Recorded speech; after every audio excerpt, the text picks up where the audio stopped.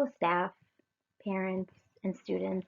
This is the third series for the Positive Behavior and Solutions. In this series, we're going to talk about clear expectations, house rules, having samples of rules, redirection, first then statements, as well as timeout. Clear expectations. You want to clearly and simply state what we expect and want our children to do. Again, the focus is on the expectation, not what you don't want them to do. A good effective strategy for this is planned ignoring, where we're avoid focusing on the negative behavior. We're not ignoring the children, we're ignoring the misbehavior. So if our children are doing something that we don't want them to do, such as tapping their pencil, we're not going to give any attention to them tapping the pencil. We're just maybe going to redirect them to put the pencil on the table or bring them a sheet of paper and say, why don't you color? Or why don't you continue working on your worksheet? But we're not giving any attention to the tapping on the table if they're doing it as a misbehavior. You want to set rules and have visuals for those rules. This can be in the form of a checklist. Pictures for rules can be a great visual, taking a picture of the child actually doing what you want them to do, posting it, modeling it, practicing it, and when you see it, we want to continue to praise it. So again, praise will lead to encouragement, which hopefully will lead to more likelihood of that positive behavior. Pick rules that can be applied in a lot of situations. Clearly define what you want that behavior to look like, so be specific, and pick 3 to 5 rules. Here's some motivators. We want to role model the behavior that we want to see in others, and children are great imitators, so give them something great to imitate. Again, this is a visual that if you would like access to, we can get this to you. The visual just talks about making a rules chart. Pictures can be helpful, especially pictures with your children doing what we want them to do, discussing and demonstrating the rules, reviewing the rules regularly, reminding your child of the rules before challenging behavior, so being proactive, and then again praising your child when they're following the rules. So how to teach the rules step by step. So focus on teaching new skills and expectations, review the rules each day if you don't have rules in place.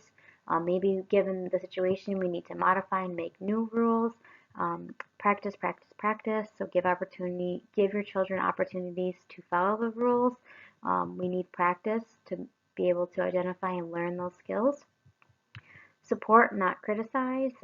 So when your child is practicing the rule, help or tell him how great they're doing and model alongside, and then celebrate. So when your child does a great job of following the rules, following your expectations, you're giving them that praise. Here's some different examples for listing rules. You can have them on just a sheet of paper, labeled, 1, 2, 3, or 1 to 5. And again, identifying simple, clear rules, what you want them to do, focusing on the do's and not the don'ts. So the list should be in a positive rather than a negative. So we don't want the rules to say, don't yell at others, not listening. We want the rules to say following directions, using an appropriate tone of voice, using an inside voice, keeping my hands to myself, being kind. And these are just some samples of different charts that you can use, or you can make your own. First then statements. First then statements provide our children with a simple instruction that tells again our child what we want them to do, the expectation, and in order for them to get something that he or she may want. So first you complete your math worksheet, then you can have 15 minutes on your tablet or television. First you have to pick up your toys, then you can have your snack. These are some examples of first then boards that you could use. You could use a whiteboard and just write out first then. You can go, there's links at the end of this slide that can show you how to print out free templates of first then boards, or you can take pictures and having your child actually doing the activity and posting it like that. Timeout. So once we set an expectation and our child is not doing what it is that we want them to do, and we may need to use a timeout, we want to ensure that in the beginning of the series we talked about a calming space. We want to make sure that our timeout area is different than the area that we're using to calm down in. When you are using timeout, providing a brief, clear explanation, so specifics in guiding your child to that area, ensuring that you're using a calm tone of voice when speaking to your child. As we all know, it can be very frustrating. We're working with our kids a lot more than we used to, given that the students are home. However, we want to make sure that we're continuing to be calm, especially when we are redirecting them. Setting a timer, 3 to 5 minutes, and letting your child know when the timer goes off that he or she can get out of that area. And if the child leaves the area before the timer goes off, they need to return back to that timeout area. When the timer goes off and they've successfully completed the timeout, allow them to return to the activity that it was that they were doing. Provide them with positive, calmly stated expectations as a reminder to use appropriate skills. We don't want to acknowledge the negative behavior. We want to again tell them what we want from them. So a reminder of, okay, when we're playing with others, we're using safe hands, we're using inside voices, we're doing our work before we go on our computer. And then when you see that first positive behavior, again, catching those children while they're being good, making sure that we're praising them as to increase the likelihood of that positive behavior occurring. Common mistakes that are used when using timeout. Angrily threatening timeout, it can result in giving the child the attention that he or she may want. For some children, any kind of attention, whether it's positive or negative, is reinforcing.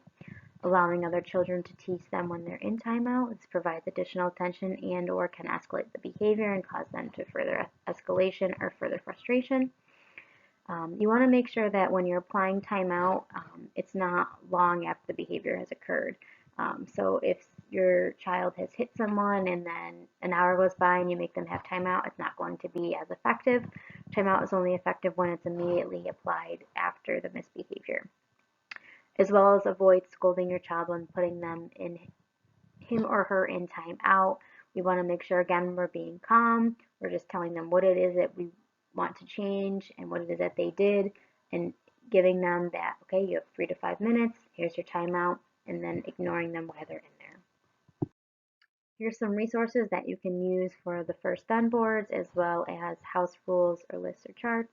And again, if there's any of the visuals within the PowerPoint that you like, you can just reach out to either your teachers, to myself, and I hope everyone has enjoyed these. I hope everybody is staying safe and healthy, and this ends our Series 3.